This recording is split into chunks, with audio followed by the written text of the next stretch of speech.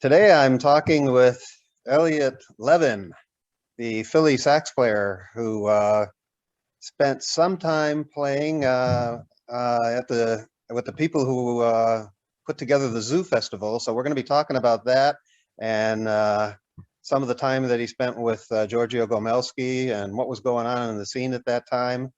Yeah, I want to get your perspective on that whole Zoo Manifestival time period from 78 and 79. And then you end up playing in with David Allen and Gong for a bit too. So I want to talk about that as well. But Elliott, Right. tell me a little bit about kind of how you got started in the Philly area. Oh man, I actually in high school I was playing with a lot of friends, and people. It was like 69, 70, 71. So music was exploding all over the place, and everybody was playing in a band doing something. And I wasn't really musically inclined, so I used to just go and listen. And all my friends were musicians, it seemed. So at one point they just said, "Well, you should play," and there's a lot of circumstances. I didn't want to play guitar because I know a million guitarists, and so anyway, I always liked the horns, especially saxophone, and I wanted to get a saxophone. So somebody gave me a flute, and they said, "Well, if you learn to play the flute, you'll have the fingerings down at least, and it's at least you'll breath control and things like that." And so I did, and there's a lot of things that went down. I don't think I need to go into too much detail, but Sure. I ended up getting a saxophone also, and so when I went to college, I applied to a bunch of schools, and I got a scholarship to the University of Oregon, and I went there, and it was a great time to be there, like 71 and 72, and there was so much music going on, and I really didn't go to school to be a musician, but I wanted to take some music courses. So they told me to get a course, you had to be a major because it was so overcrowded, the music department. Sure. So they made us take a test, and I didn't want to even take the test because I had no theory knowledge or anything. So they said, just take it. And I did, and I guessed on all the answers. And I forgot about it. And I started applying to all these other courses. But then they called me back and said, "Well, you passed the test." And I told them this is a mistake because I guessed it was. And they said, this is how hip the school was. They said, "Well, maybe it was fate. And do you want to be learn music?" And I said, "Yes." They said, "Well, just come and do it and see what happens." And I said, So "Okay." at that point, had you had any music lessons at all before? In high school, my girlfriend was a flute player. Oh, And so she started showing me stuff, and like we would play duets together. She showed me, she gave me some books to learn to read. And so I had like informal training, yes, but it was a good ground, to start with. And I just knew a lot of musicians, and I listened to a lot of music. But anyway, the reason I'm saying all this story is so I ended up becoming a full-time musician. I'll make this as short as possible. The Vietnam War was happening, and Richard Nixon said he wanted all the colleges to give the records of male students who are 18 years or older. So again, the University of Oregon was so hip, they called me and said, "Don't register. We will support you, and you will never go get prosecuted because we were taking the blame. So don't register for the draft and continue your studies, and because we don't support the Vietnam War." And they were the only state in the country that voted against America's participation, apparently. They had that, I think, a senator named Wayne Morse, who was a very big anti-war activist. He was an older senator. But anyway, so that's where I was living and studying music first. And then Nixon, in retaliation, took away all the funding from the school. Oh. So I got loans, and I could have, continued, but I came back to Philly that summer, and all my friends that I went to high school with had started bands and started playing. And they said, "Man, you got to come and play with us. You got to do this, you got to." And I said, "Well, maybe, yeah." And so I ended up doing it. And eventually I went. Cecil Taylor came to Glassboro University, and he started an ensemble. Oh, he had a class there. He had like a master class, and I went over and sat in, and I found out that like 90% of this class was musicians that were just sitting in that weren't even students. So Cecil formed a band out of that group of people. And what year is And that? this was 1973. And so then he started a band in New York, and he invited me to come up to participate in that big band also. So I never went back to Oregon, So that's when what was Cecil Taylor like as a person?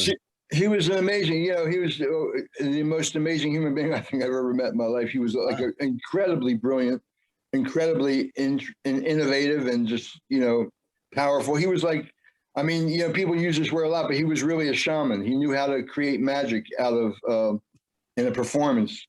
And you're pretty young and new to the whole. I was I never really had played professional music, and my first gig was with Cecil. My first real gig was with Cecil at Carnegie Hall. Wow. I was like 20 years old, and that was my first gig in New York, and it was with a 40-piece orchestra. It is actually recorded. There's a really rough bootleg recording. You can imagine back in those days, people didn't have high-tech portable recorders. So somebody just recorded on a little portable cassette player, this huge 40-piece orchestra with Cecil Taylor. So it was kind of, it's not great sound, but it's a very historic event. It was beautiful. So you must have been spending a lot of time in the New York area already. That's when I first started coming to New York a lot, yeah. And, plus I called my teacher back in Oregon, my main theory teacher, and I told him what I was doing.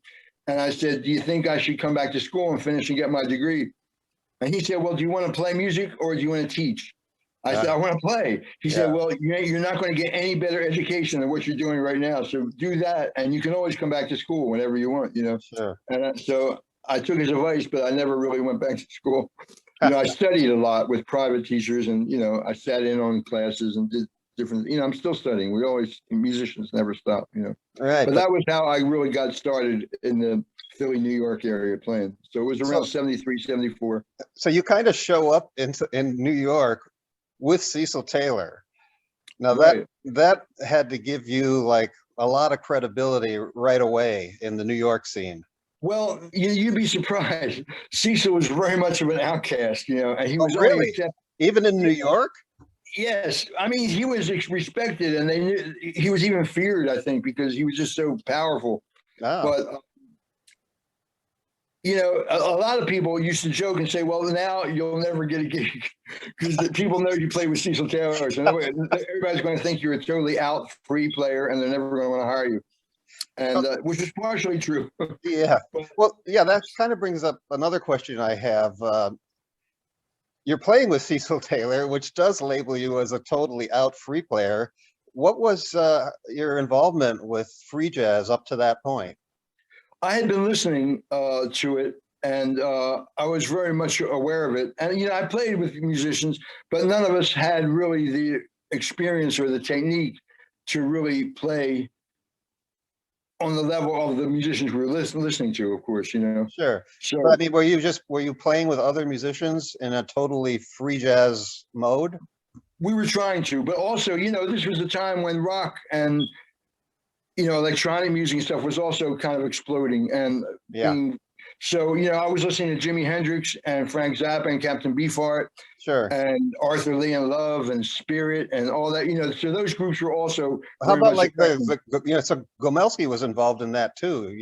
He produced the very first John McLaughlin solo album. Right. He helped or he worked with Soft Machine when they were just getting started, and then of course I was listening to all that stuff. Yeah. And then the Gong thing, comes to New York with him, and we're going to talk about that in a minute.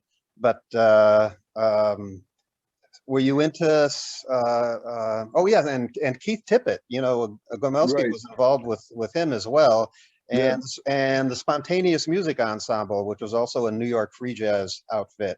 Were you familiar with all of those things? I was, yes. I was very, we were all, the people that I was playing with, we were a little bit younger than most of those people you mentioned. So, we were just the up and coming generation. We weren't quite, established. But we were definitely aware. I mean, I didn't know Gomelsky before that, but I found out when I met him that his, that's why I guess it felt comfortable being in that scene for me, because it was like, yes, many people that shared common interests and common backgrounds, Yeah.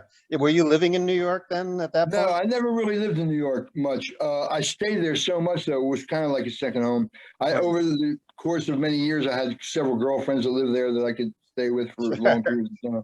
Always You helps. know, right. And then other musicians that had places. But, in New York, space is so tight for everything. Sure, yeah. It's hard. You got to be really good friends with somebody to let them stay in your place. So for people who are not familiar with that area, how far away is Philly from New York?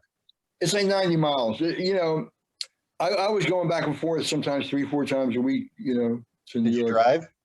No, I didn't. I've never had a car. Believe it or not, in the beginning, I was hitchhiking a lot. And then, there's trains and buses. Now it's actually, there's so many options to go back and forth. There's some fairly cheap ones. There's like a local train that's not too expensive. And there's these Chinatown buses, they go from Chinatown to Chinatown in the two cities. Was that a couple hours each way? Yeah, it's like between an hour and a half, 2 hours. Yeah.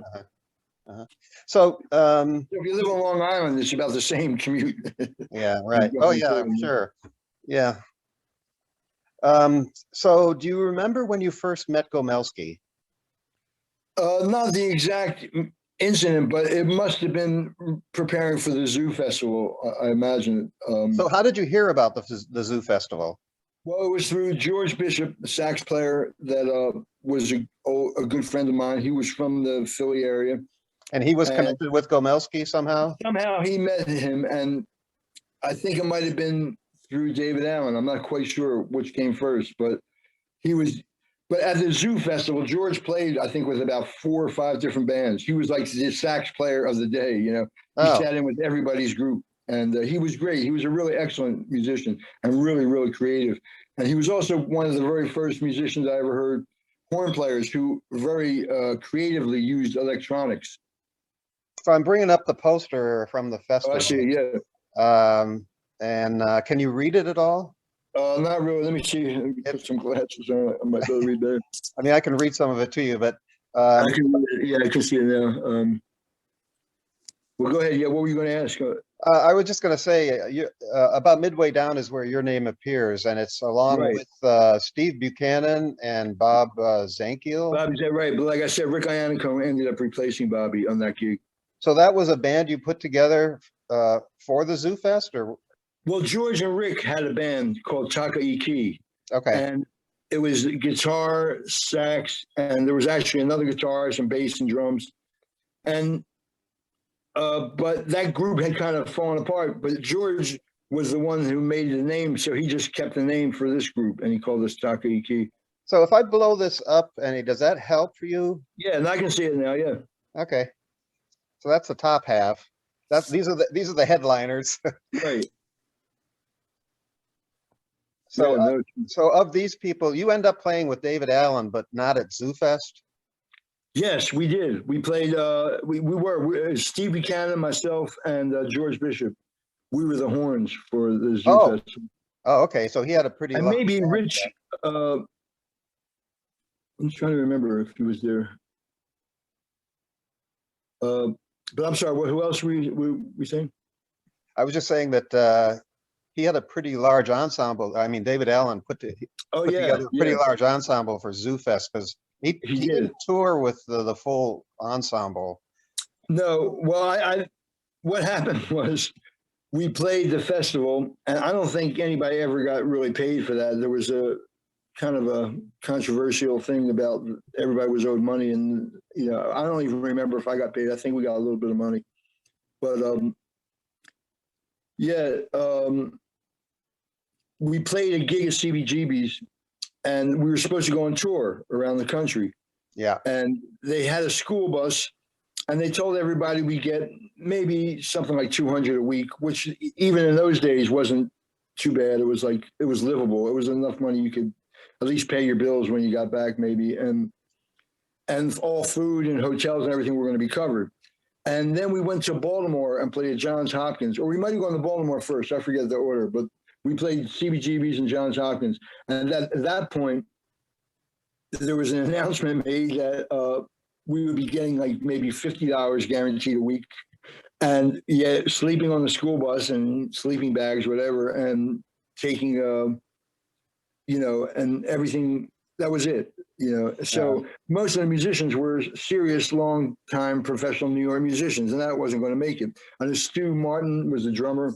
Yeah, Bill Laswell was the bass player, but Bill was living with Gomelsky at the time. sure. So he was kind of like locked in because that was his home, Yeah. So he was really young and really eager to play.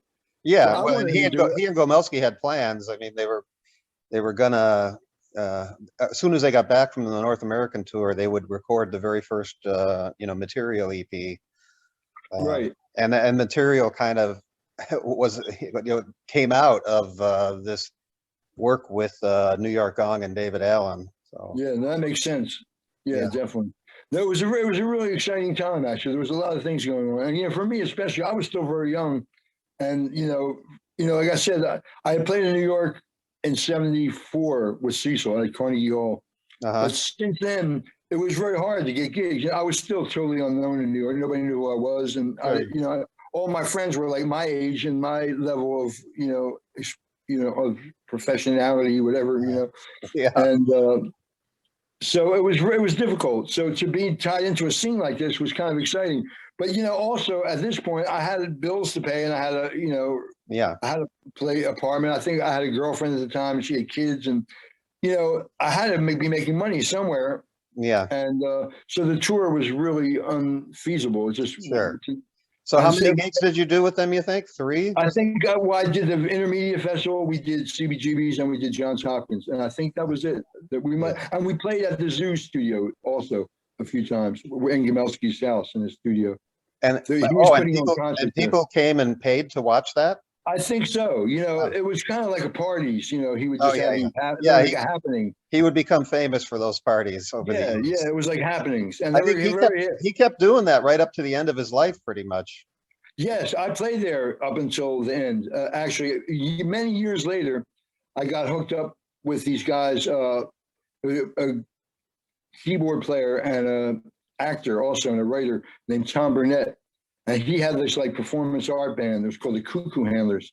And I played with them for many years. It was a great band. And toward the end, somehow he got to be one of the people that was using Gomelsky's studio to rehearse, and we even did some concerts there. Oh, what was his name again? Tom Burnett. Okay. Yeah, he's a person you should talk to. Actually, I can give you his information because great. Tom definitely knew Gomelsky, and he knew him in the later part of his life. He knew him up to the end when he passed away. Right. So, and we were rehearsing there right up till the end. Right. He let us rehearse there, and we also at least did 1 or 2 concerts there. And I think, did the building get torn down or something? I know it was definitely not in good repair. Yeah, I believe it got torn down by now. Yeah. I know it was like the roof was caving in, I think. And Yeah. I remember it was leaking all over the place when it rained. Yeah, I think he kind of got evicted because the place was, there was an accident that I heard, something fell off of the neighboring building and damaged the That roof. sounds like, that sounds familiar. Building, and he had problems with it leaking for a long time. And yes, it definitely leaked. I remember that very well. It leaked. That probably contributed to the man's demise. I mean, I wouldn't be. Yeah, because I don't think the heat was working well either. I remember it being very cold in there. Yeah, but anyway, let me take you back to 1978.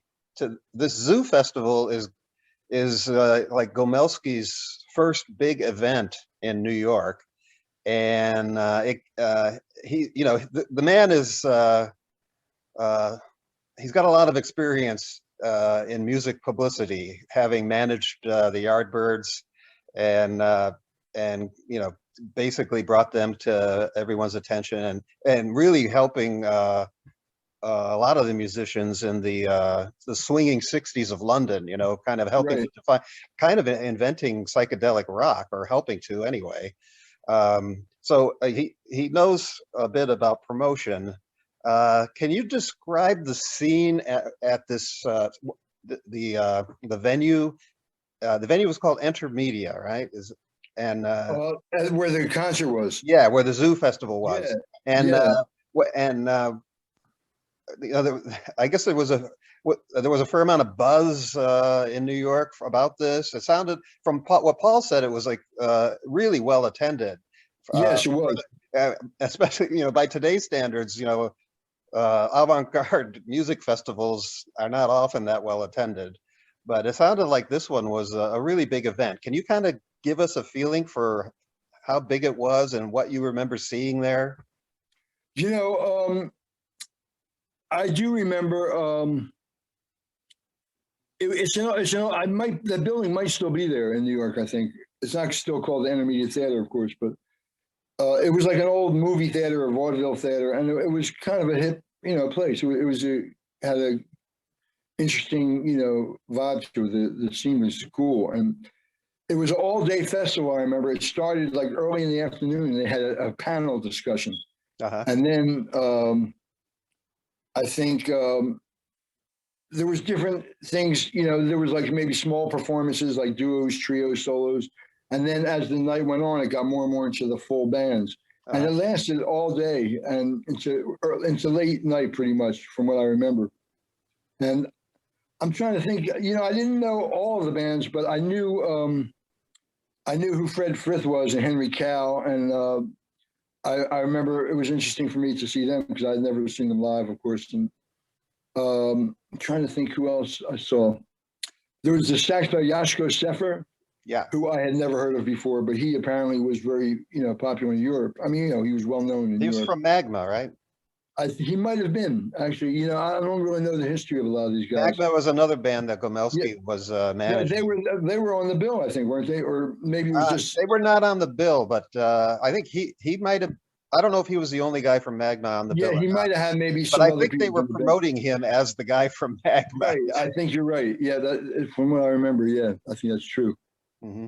And who else was? I'm trying to remember who else. I didn't know the Muffins at the time, but I became friends with Paul. And I've done many gigs and recordings with Paul in later years, but I didn't know him at that time. But I mean, I remember seeing them at the festival, and he did sound. He ended up being the sound man for the festival. Wow, yeah. Well, that's not surprising because I know a lot of people. I don't want to get into all this because I don't know any of the real details, but I know all the tech people worked very hard on this, and from what I heard, hardly any of them got paid. And there was a recording made, and the reason why a recording never came out, I was told, was because nobody ever got paid for the work, and they, blocked it from ever being released until they got paid, I guess. But apparently, bootleg has come out, from what I understand. Well, yeah, I actually have some information about that now, and this goes back. Dave Soldier, right? I know that name somehow. Yeah, so Dave Soldier was connected with Gomelsky and stayed friends with him right up to the end. And I probably met him, I'm sure. But Dave was not involved during the Zoo Festival days. Okay. So he got to know Gomelsky later, but my understanding is, and Paul, since Paul was doing the sound, he was also he had the tape recorder there. Although he says he didn't really change the tapes on the tape recorder, and he can't remember who did it, but the whole thing pretty much got recorded. And that's what I heard. Yeah, and it looks like Gomelsky was planning to release that on his new record label, which was going to be called Zoo Records, because there's Paul has an actual program from the festival, and at least he thinks he still has it, but he has photos of some of the program, and the very last page of the program is kind of an announcement. Look for the recording of this festival on Zoo Records. Right. So Gomelsky had plans to release it at some point. Right. No, that's what I heard. It never happened, and the tapes ended up just in storage at Gomelsky's, and he dies, and nobody really knows where they are. And then Dave Soldier finds them, and he has them digitized, and he has helped to create a Gomelsky tribute website, and all the recordings that he was able to digitize are available now on that website, including the stuff that you were involved in, I think. In fact, Dave says he thinks everything is all the performances are there, including the panel discussion. The only thing that he thinks is missing is the performance by Glenn Branca's Theoretical Girls, and we're trying to track that down. So Right. Yeah, that's interesting. No, yeah, I'd love to hear that. Yeah, if you can send me that information, that'd be great. sure. And Paul describes the the chaotic scene all night long of trying to get these bands to sound good without any sound checks. So Right. And the sets were it's gonna be- short too, yeah, because there were so many bands. The sets were very short. I think our set was like 20 minutes, sure. maybe 30 at the most. So besides the bands, do you remember much about the audience? You know, not really. I was still pretty new to the New York scene, and it was exciting to me because I always wanted to be playing in New York and hanging out there and living there, whatever. And I never lived there full time. I kind of had a by residency between Philly and New York, but they're so close that a lot of musicians were doing that. Going back and forth on a frequent basis. And Right. but it was cool. It was just great to see a lot of people that were into the kind of experimental and free music that I So was how big involved was in. that theater? How many people do you think attended? Man, we're talking about so many years ago. It's over 40 years, but Yeah. maybe like 500 at the most, or something. I don't know. It's hard Yeah, to I've remember. been hearing 500 to 1,000. Yeah, I would think it wasn't a real big theater, but it was definitely big enough. Right. And did you stay for the entire festival yourself? I don't remember. I don't think we were probably rehearsing in the afternoon or maybe getting, I don't even remember what we were doing. Because it went past midnight. Yeah, no, I saw maybe 3 or 4 bands before we played, and then we were close to the end. And of course I played with Gong at the end. So I was okay, there. yeah. Oh, well, was then there. maybe you were there for. Paul describes how this you went overtime apparently beyond whatever the agreement was with the venue, and they cut the power on you guys. Wow, that's funny. I don't remember that exactly, but it's totally possible. It sounds like something that's likely that happened. Yes. Yeah, it seems that might be right. Yeah, I hadn't even thought about that in so many years, but it's bringing back memories now. That there was just so much confusion and kind of chaos, but there was so much creativity too. It was just, to me, my whole life that's been the circumstances of playing uncommercial music. Creative, improvised music, whatever you want to call it. Free jazz, free rock, all that stuff. That's what I've been doing all my life. I never really started out as a traditional musician. Cecil Taylor was my first serious band that I ever played in. So that's where I'm coming from, and right. Where do you go from there? It's like, exactly. A year or two later, I found myself playing in R&B bands back in Philly and to make a living because, there was no clubs booking the kind of music we were playing, Sure. Maybe some art galleries. And then when the new wave and the punk scene came in, like the free jazz music was being able to be, especially because we used electronics a lot and so it related to that audience to some extent. And yeah, well, that's what in '78. That's kind of what was merging in New York City was kind of the punk scene with the free jazz scene and right, the art rock scene and actually the reggae scene was also somehow involved in that. Because we couldn't get gigs in the regular clubs, Yeah, sure. There was no really category to define the kind of music we were playing. Right. It was before they weren't even calling it punk. It was called like new wave, and then there was like alternative rock. And I remember seeing the B-52s at the Mud Club. It was their first gig in New York. Things like that. It was just nobody really knew what to call it, but the gigs were packed every night. Sure. People would come out and they love this stuff, Many of the New Yorkers were calling it no wave. Yes, no wave. That was another name, definitely. Yeah. So you're playing with Daevid Allen. You do the Zoo Festival and some other gigs with him. What was it like working with Daevid Allen? Daevid was cool. I like Daevid. He was a little bit spacey, of course, to be expected. And Gilly Smith was also a part of that. And who was the guy that he was kind of like David's sort of right-hand man. I'm not sure. In the band. Oh, God, I can't think of his name. It's terrible. I can picture him. I can see what he looks like, but I can't think of his. What, manager type or musician? No, he was in the band. And he was like, he and David and Gilly were the people that came from Europe. Uh-huh. and the rest of the musicians were New York people. Okay. Thomas, I think his name was Hmm. Thomas Kieserling. Is that possible? It's possible. Yeah. I'll have to look it up. I But think he passed away. I don't think he's alive anymore. so Julie was playing in a separate band from Gong called Yes. Mother Gong. And we played with her too. I see. Okay. Yes. It was sort of part of the set. You know, there was Yeah. like an interlude in the set where she came out and did her thing. Right. And the horns played with her also. Yes. Right.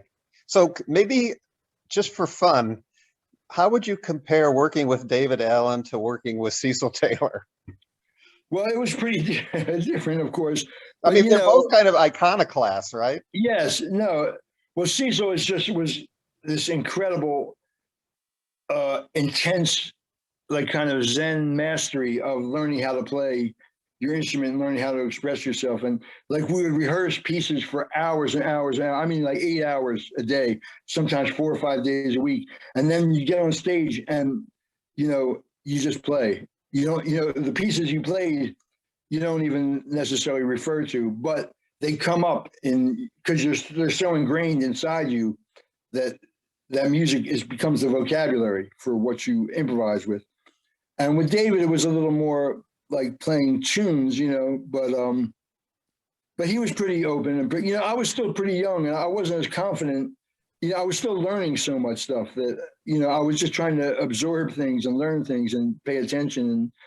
And, but Daevid was a little, as his demeanor was not like as director so much and things, but he kind of let things happen. But he did, he had a concept. It was clear that he had his concept and he knew what he wanted to do. Uh-huh. And it was pretty. I enjoyed working with him. I found him like, we got along. I think we had enough mutual mindsets to, be at ease with each other.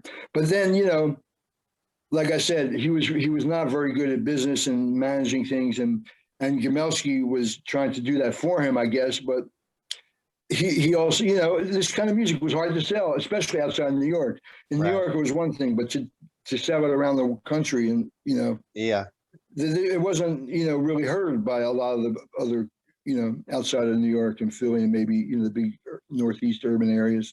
Right. Yeah. Maybe in California too, I guess. I never went to California with. Did that tour ever go to California? Do you remember? It did. Yes, they did. They played LA. That was one of the. I'm not sure. I think they played Phoenix even after LA.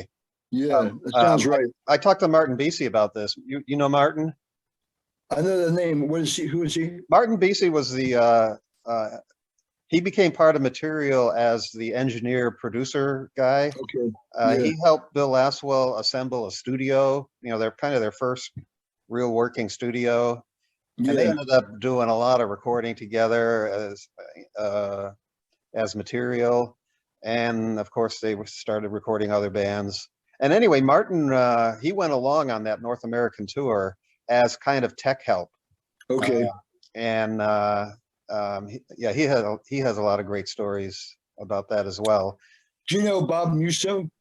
I know the name. I've never met him or talked to him. He's a good friend of mine. He's a guitar player, but he's also a sound engineer. And he worked on many of Laswell's projects. Yeah. I think he was the most steadiest of the engineers that Laswell used for many, many years. Yeah, I think he came after the Martin Beasey time. Yeah, it was a little later, right? After. But he might have been hanging around in that time. I'm not sure. Yeah, I'm sure that. Like, that was the next thing I wanted to ask you about this zoo festival. That it clearly was a launching point for a lot of people, and it got a lot of people to mix. Gomelsky's whole idea for the festival was to get the European avant-garde that he knew to mix with the American avant-garde that he was just getting to know. Right. And so looking at it from that perspective and yourself being immersed in it, how successful would you say that was? I'm not really sure, but it definitely, for me, it was a beginning of getting to know a lot of those European bands. I never heard of many of them before. Like I said, I remember I knew Frith, and I knew, I knew who he was, and I knew a little bit about Gong, a couple of the other. But would you end up playing with them later? Not really, no. But we had mutual connections, Sure. Like I played with people that did play in those bands, Sure. I never played as part of those groups. Can you think of any of them? Like who are the people you were playing with after, in the couple of years after Zoo Festival? We're talking like 79, 80, 81. Yeah, it's so hard to remember. Yeah, but I mentioned there was a band Ilchar. Yeah. That I had with Steve Buchanan, and there's also the bass player for that band is Paul Guerin, who lives in New York now. He also I think he was at the Zoo Festival, but I don't think he played. I think he was just there, and he became a pretty. He was playing a lot on the scene, but he became a video artist, and he worked with Nam June Paik. Okay, yeah, sure. And he was like his assistant, and so he ended up doing that full time because that was like a full time gig pretty much. And then he got really into like the whole internet like thing, and but he. So we would play in New York Iltar sometimes, and I had a band called Olduvai, but then that kind of was ending at that point because our drummer Jim Richards died kind of suddenly. That was 79 when he died. So that kind of and Olduvai, we were playing in New York quite a bit, and I think we were planning to try to go to Europe and do a West Coast tour and everything. But when Jim died, that kind of messed things up, of course. Because we were basically just a trio. It was he, myself, him, and this guitar player Tom Robinson I mentioned, who now lives in Novato, actually in the Marin. Right. So, so you mentioned Steve Buchanan, and your name and his name are together on the poster for the Zoo Fest. Right. So did you meet him at the festival? No, he's from Philadelphia. So you knew him. I knew him for a long time. Yeah, we lived actually very close to each other in West Philadelphia, and he just had this house. He lived in this big house. It was kind of like it wasn't really a commune, but it was like mostly musicians and hippies and whatever. In Philly. Yes, and it was near where I lived. And so we used to meet at his house a lot and have these big long jam sessions and parties and just hang out. And then we ended up playing together a lot, and we formed this band eventually, Iltar. It was actually a guitar player named Mike Urbanic from Philadelphia. Not the Mike Urbaniak, the famous guy, but Mike was and Mike also was in part of that Cecil Taylor ensemble. And he also was going back and forth to New York with me a lot, but not as much. And we talked a little bit about this earlier, but I first met you and Steve, I guess, together when I was booking gigs in San Francisco, and you guys came out and played. This would be 91, probably 91, I think. And you guys were on. I was booking a place called Olive Oils, and you guys were on the same bill. I don't know if you played together or separate sets. Do you remember? I think from what I remember, I've been to San Francisco so many times, but I think I was only there once with Steve, and we got a grant from. There's a woman in L.A. named Bonnie Barnett. Do you know Bonnie? She's a vocalist. Sounds familiar. She's a vocalist, and she does these like hums, like these group hums, where she sort of orchestrates these improvisational hums, and does like throat singing, a lot of extended vocal technique, Yeah. And she applied for a grant for us to come and play on the West Coast. And we played in LA and we played in San Diego. And I guess we played in San Francisco too. And so that would have been around 91? Yes, I think so. Okay. And what we did, we had a thing where we played solo sets. He would do a solo, I would do a solo, and then we play together. Oh, okay. So I think that was kind of our format for the tour. That's how we ran the gigs, yeah. And so you guys had a mutual friend in Ron Anderson, who was living in the Bay Area at that time. And by then I had met Ron and we had become good friends. And I'm pretty sure it was Ron who put me in touch with you guys. And are you still? Awesome. Yeah. And for those who aren't familiar with Ron, in the Bay Area, he was doing a band called The Molecules. Right.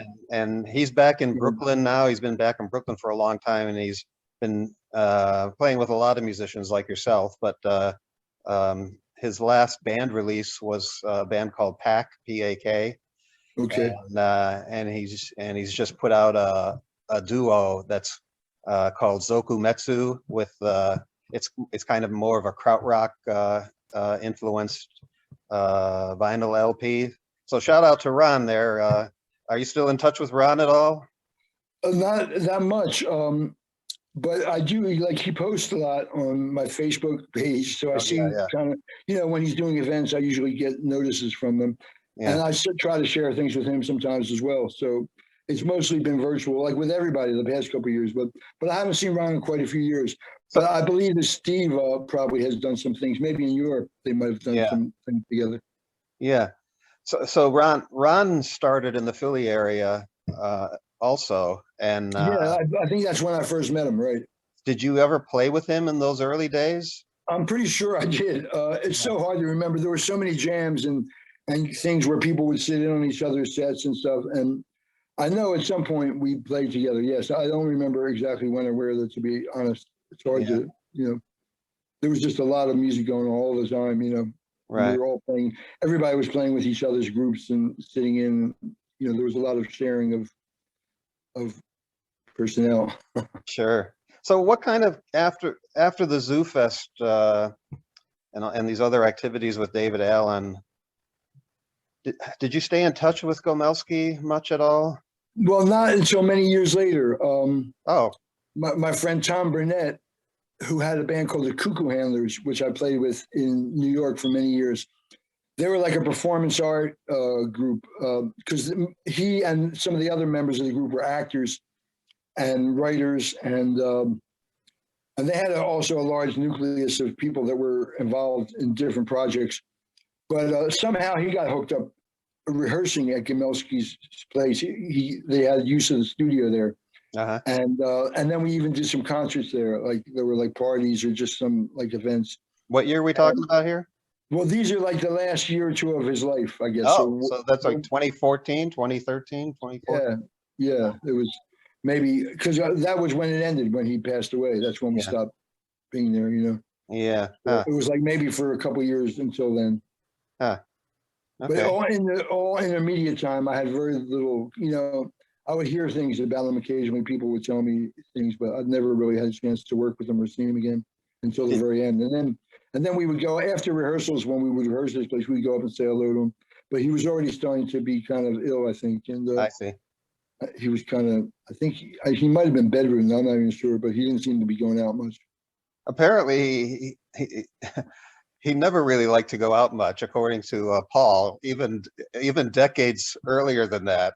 Yeah, that's probably true. That's probably why I like to have all these big parties at his house. Yeah, right. So he bring the parties to himself. Exactly. He was the life of the party. I can tell you one of the most intense memory I have of being in his place. Right before the Zoo Studio, we wanted to get a final rehearsal, and Gomelsky let us rehearse there in the studio.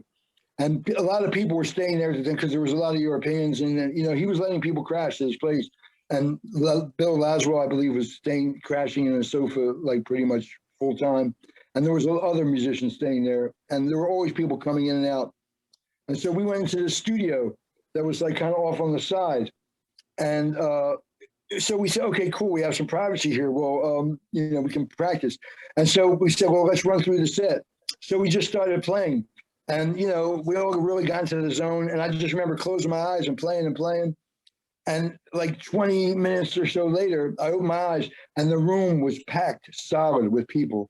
Everybody had heard us and they came in and they all started applauding and cheering. And that was like better than the actual concert. That was a really intense moment. And, those were the kind of experiences that to me made the Zoo Studio interesting and exciting, Wow, that's kind of stuff was happening. Yeah, it was a really great time. It was a very, beautiful experience. Wow. Hey, Elliott, thank you very much for these stories and sharing time with me about this. Can you tell us a little bit about stuff that you're involved in now that you'd like people to know about? Oh man, there's I think I mentioned earlier I play with this group, the West Philly Orchestra. It's a Balkan brass band, and we play a lot. We're supposed to do a New Year's Eve gig, but if it doesn't get canceled, but it doesn't look good right now because they're canceling all the major events. I know in New York and also Philly. Right. But hopefully we'll play. But we playing a lot and we record a lot, and we've even toured. And then I have quite a few. You know, I had this band Old Levi for many years, but Jim passed away and Tom's on the West Coast. I had the group Iltar. Mike, the leader of the band, died, and so that kind of fell through. I have a band called New Ghost with Rick Iannacone, and we toured Europe a little bit and around New York a lot and Philly. But Rick is living in Oregon right now. So all of my longtime associates have kind of either died or become recluses or whatever. But I have, you know, quite a few musicians I play with around Philly on a regular basis. Yeah, well, you are really active. That's all I do for a living. All I had to do was go to YouTube and punch in your name, and there's so many nice clips of you playing on YouTube that I would recommend people do that if they're interested in not just your music but free jazz in general, because just watching your YouTube stuff is like an amazing trip through free jazz. And well, I just did. To mention this too, we just did a second album with Oliver Lake, you know, the great saxophone player. Yeah.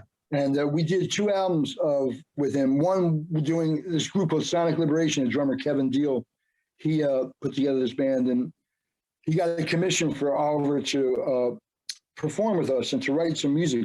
And he did. But now Oliver's been kind of ill lately. He hasn't been able to play, but he wrote a whole suite of things where he's also a poet. So he couldn't play on the album, but I played saxophone. There's a flute, there's some strings, and drums and bass, and Oliver does poetry and some singers. And that was just recorded recently, and that's going to actually we just made a video last week that should be out, and there's going to be a album. I think it's on Rope-A-Dope Records. You know Rope-A-Dope? No, I don't know that one. A label out of Philly. I think they're putting it out. I'm pretty sure. Or there's another, I'm not sure how things work these days. There's also a label called High 2, and somehow they're connected. I'm not sure if they're like, but anyway, that's, you know, that was one of the things I did. And I just have a CD that came out that I recorded 8 years ago on CIMP. Are you familiar with that? The record label, Creative Improvised Music Productions. Bob Roosh, this guy in upstate New York. Oh, not FMP, not FMP. No, I recorded on FMP with Cecil. We did. We have 3 CDs out on FMP from a festival we played in Berlin. That was in '96, I think. And so I am on that label also. But all the labels I'm on, all the owners have all either died or, you know, I was on ESP with New Ghost, and you know, what's his name, the owner and, you know, founder of that company died. And I was on, oh God, there's, you know, several different labels where, you know, they just don't exist anymore, unfortunately, or they're not active anyway. And Porter Records was the other one. Porter, I did a couple records on there with this group Interplay, and also with a group from San Diego called Seesaw Ensemble. Yeah. And, you know, so I have a bunch of stuff out, but it's hard finding bands that are willing to tour and to work, you know. Yeah. Well, you have a pretty nice, you have a nice website, and it has an extensive list, a discography of stuff that you're in. It's not nearly up to date. I got to update it. You know, I've done some stuff with Don Preston and Bobby Bradford, you know, in LA too. Okay. And I record with Odine Pope and the saxophone choir. In Philadelphia, great, you know, he was like contemporary Coltrane and Lee Morgan and Jimmy Smith and all those people, and Reggie Workman. And so, you know, I've been able, Philadelphia is such a rich city in musical history. It's very, very deep and intense. And, you know, especially being a sax player, there's so many great saxophonists that came from here. Yeah. So it's a hard tradition to follow, but it's a great tradition to be part of, you know. Yeah. In any way I can, even if it's a small part or whatever, but you know, it's it's you know, I think the times now are even more necessary than ever for creative music to flourish and to persist, because, you know, people need real healing energy from live music, you know, not from just canned music or digitized music or whatever, you know. Sure, but of all the forms of music that really need to be experience live, improvisation is the one that you really got to go to a venue or to someplace and hear it. I think so too. And Yeah, there's nothing to replace the live experience. That's right. yeah, hopefully people will flock back to it when the venues really start going again, because we all miss it so much, and you can only get so much of a fix from the internet. Right.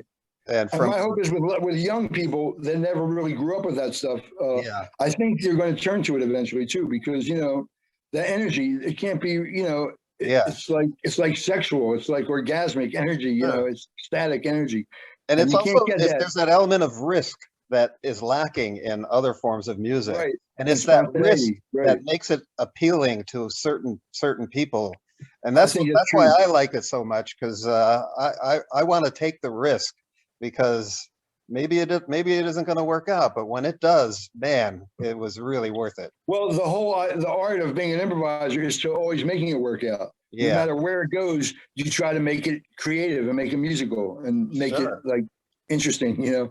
But it can And take yeah, a lifetime to learn to do that, no, it does. It's a lifelong process. That's for sure. I'm still learning every day. Believe me, I have by no means feel like I'm at, I've learned all I need to know and I can just do what I do. Well, you're obviously still incredibly enthusiastic and incredibly active.